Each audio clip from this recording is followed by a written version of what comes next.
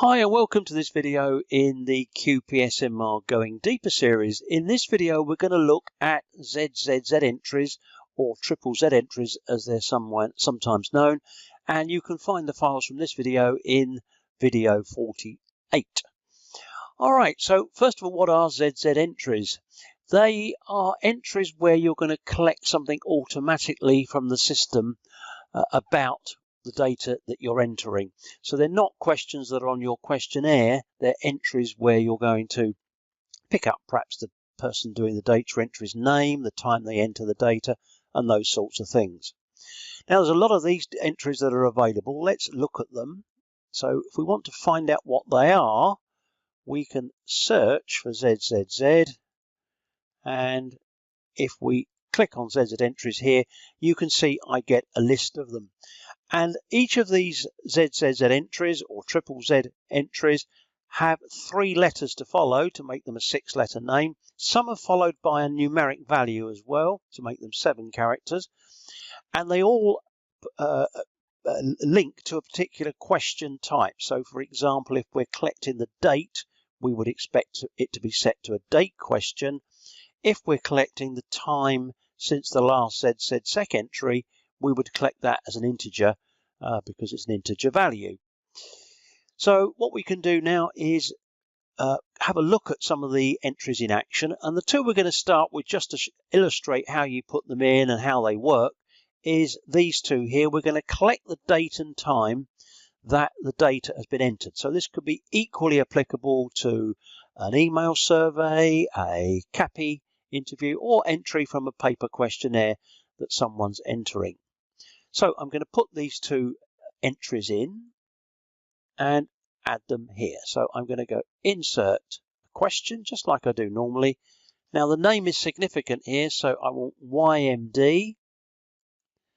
I'm going to set that to date, because that's what it is, a date question. You can see it automatically sets that to a width of 8 because the date is comprised of 4 digits for the year, 2 for the month and 2 for the date. So it already knows about it. And everything else has been disabled here. I can't put responses in. So it's just going to collect that information for me automatically. And I'm going to put in one more. I'm going to put in ZZZ, the HMS one, the hours, minutes and seconds. That needs to be set to a time type, time, and that automatically sets to 6 because it's going to collect the hours, minutes and the seconds at the time the data is entered.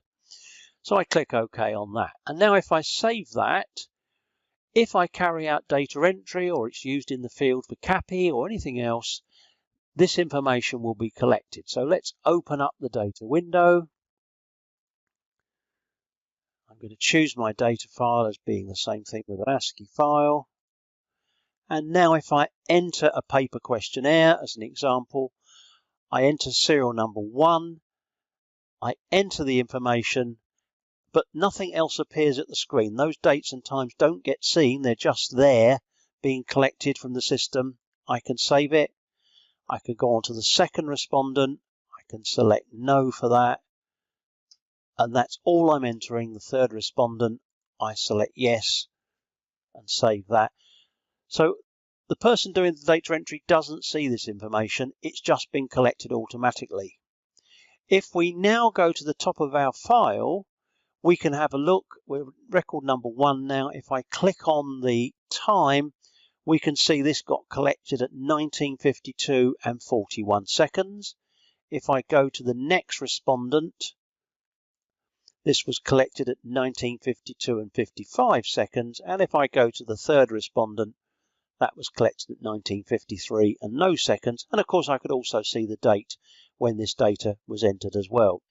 So basically what the ZZ entries are doing is that they're automatically collecting data without the person entering really putting the input in. They can just see it and only by viewing the file, but somebody using MR input or using the data module to enter data or tell in for CATI interviews would not know that data is being collected.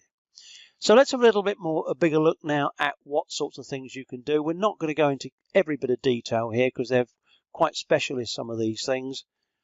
We search on ZZZ again, we get our list of entries, and now you can have a quick look at some of the things that you can collect. So we've got the computer name, the Windows login username, so these are set to characters widths of 25. We've just seen the time. You can collect the seconds since the last ZZZ sec. So if you want to time how long it's taking someone to collect data for a particular section of a questionnaire, that could be a very good way of timing it. So that's particularly appropriate on CAPI or maybe CATI interviews, telling you how long it's taken to complete a section of a questionnaire. You can collect the version number of the software that you're using. Now, some of these entries, of course, are only applicable to CATI, things like making appointments, so we're not going to cover those in this video. You'll see that list coming up in a minute.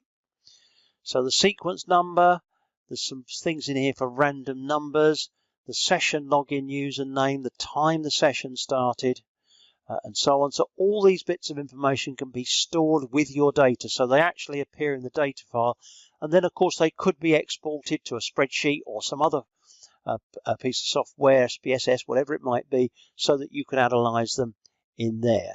The session computer time can be stored, the name of the project, the status of the interview at ZZN, so that's a particular variable that records, if I click on that, 5 values, whether it's a successful interview, out of quota, ineligible or incomplete, or a partial interview. So that's something that can be quite useful to work with, particularly on CATI interviews. The total interview length, the number of keystrokes that someone's entered, the number of character keystrokes where they're entering text, all that sort of information.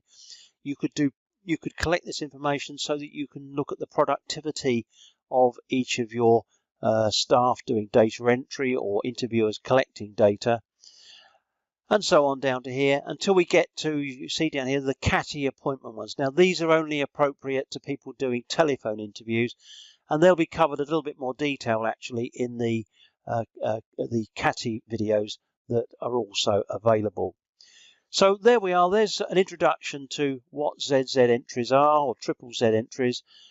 You'll find them very useful for storing information on your data related to your particular survey, and you'll find the help in them, what they are, so that you can set up a template that you use on every project that has perhaps the key information that you always want to collect, and then you can use that and not have to set this up for every single project.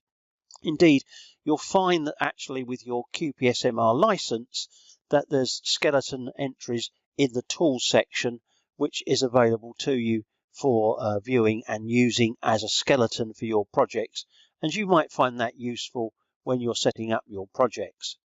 You can usually find that in program files, go to the NetMR installation in the QPSMR tools, and you'll find some skeleton CAPI and CATI and paper questionnaires which have got some of these controls in them. So if I open up the paper one here, you'll find it's got some ZZ entries that you commonly need, so that you can just add in your questions at the appropriate point. You may not want all of those, as you could delete some of them, of course. Well, thanks for joining me on this video. Hope it was useful to get you started using triple Z entries, and you'll obviously find many other videos in this series that are helpful for you to use QPSMR Insight more efficiently. Thank you.